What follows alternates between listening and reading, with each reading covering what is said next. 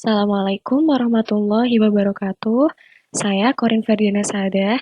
Pada kesempatan kali ini kita akan belajar bersama mengenai sistem rangka.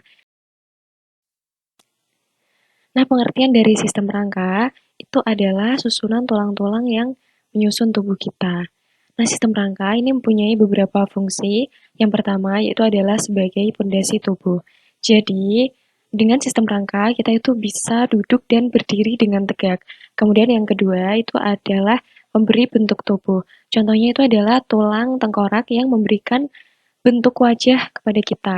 Kemudian yang ketiga itu adalah sebagai tempat pelekatan otot. Kemudian yang keempat sebagai melindungi organ-organ dalam. Contohnya itu adalah tulang tengkorak yang melindungi otak, kemudian ada tulang rusuk yang melindungi organ-organ dalam seperti paru-paru, jantung, dan lain-lain. Kemudian ada juga tulang panggul, gelang panggul itu yang melindungi sistem organ reproduksi. Kemudian yang kelima, ini ada produksi sel darah putih atau imunologis. Sebenarnya di dalam sistem rangka atau tepatnya di tulang itu memproduksi dua sel darah, yaitu sel darah putih dan sel darah merah. Nah, untuk sel darah putih ini kan dia itu berfungsi sebagai sistem imun. Makanya dia disebut sebagai imunologis. Kemudian yang keenam adalah sebagai penyimpanan kalsium serta fosfor. Nah, rangka itu dibedakan menjadi dua kelompok. Yang pertama itu adalah rangka aksial dan yang kedua itu adalah rangka apendikular. Nah, untuk rangka aksial itu terdiri dari tulang tengkorak dan juga tulang badan. Sedangkan untuk rangka apendikular itu disusun oleh anggota gerak atas dan anggota gerak bawah. Nah, untuk rangka aksial, ini ada tulang tengkorak dan tulang badan ya. Untuk tulang tengkorak ini terdiri dari tulang frontal, tulang nasal, tulang maksila, tulang mandibula, tulang zigomatik, tulang sphenoid, tulang temporal, tulang occipital, dan tulang parietal.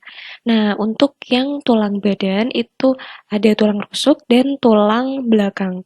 Yang untuk tulang rusuk atau costa itu ada costa vera, costa sporia, dan costa fluctuantes.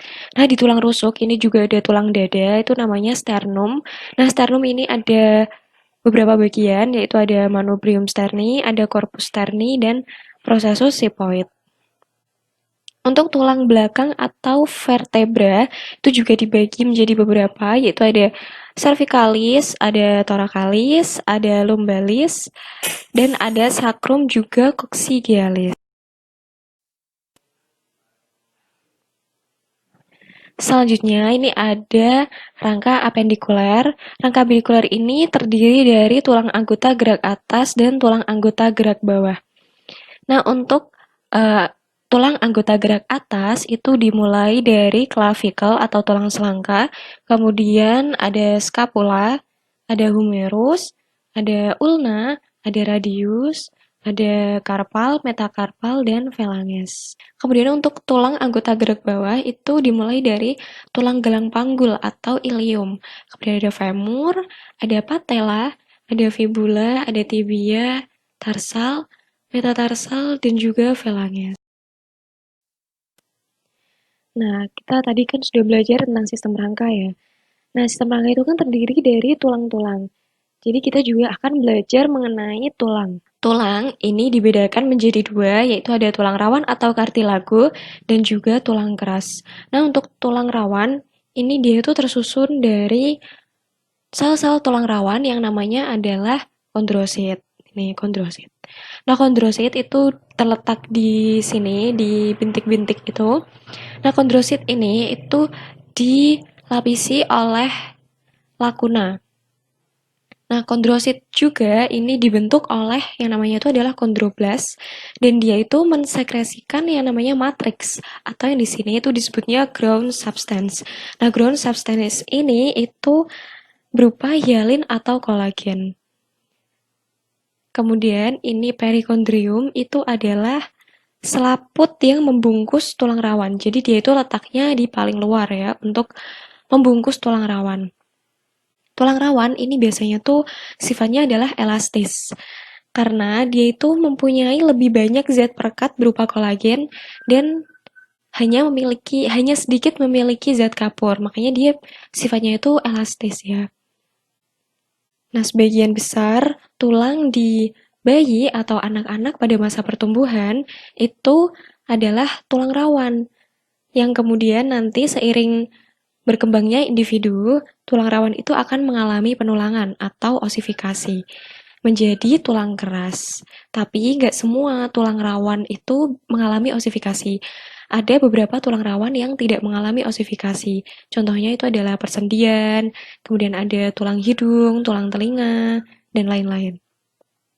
Yang kedua itu ada tulang keras. Nah, tulang keras ini juga disusun oleh sel-sel tulang keras, yaitu namanya adalah osteosit. Nah, osteosit ini bentuknya ini ya, yang titik-titik kecil ini di sini. Nah, osteosit ini tuh diselubungi oleh lakuna. Jadi, lakuna di dalam tulang keras dan di dalam tulang rawan itu fungsinya adalah sama, yaitu melindungi atau menyelubungi sel-sel tulang. Kemudian, tulang keras itu dibedakan menjadi dua, yaitu ada tulang kompak dan ada tulang spons. Nah, untuk tulang kompak, ini dia bentuknya itu melingkar seperti ini. Lingkaran-lingkaran.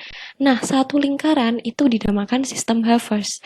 Di dalam sistem Havers ini ada kapiler yang fungsinya yaitu adalah untuk mengangkut sari makanan dan oksigen ke tulang. Yang kedua itu ada tulang spons. Tulang spons ini bentuknya berongga-rongga seperti ini.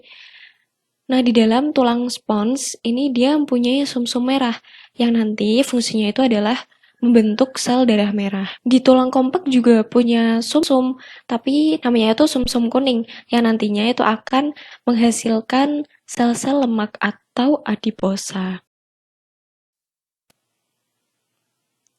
Selanjutnya adalah tipe-tipe tulang rawan. Nah, tulang rawan ini dibagi menjadi tiga. Yang pertama itu ada tulang rawan hialin, ada tulang rawan fibrosa, dan ada tulang rawan elastik.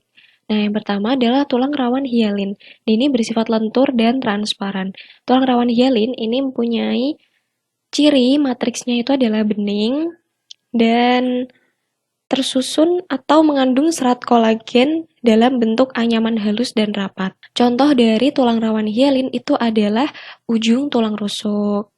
Selain itu ada di hidung, ada di laring, trakea, bronkus, dan persendian.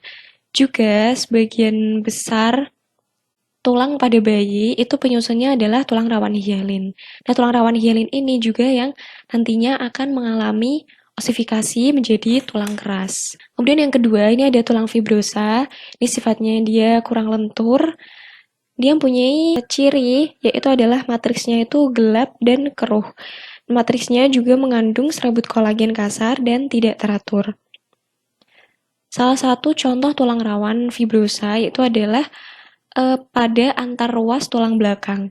Jadi di antara ruas-ruas tulang belakang ini ada tulang rawan yang namanya adalah tulang rawan fibrosa.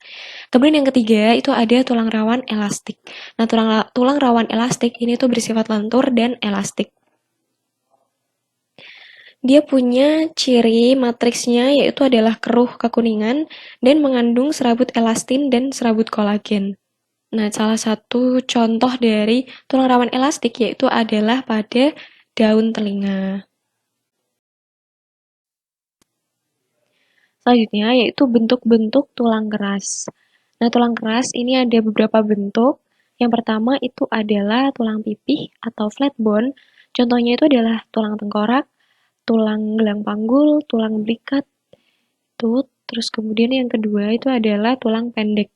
Dia bentuknya itu pendek, contohnya itu adalah tulang-tulang pergelangan tangan dan kaki. Kemudian yang ketiga ini ada tulang sesamoid. Contohnya itu adalah tulang tempurung lutut.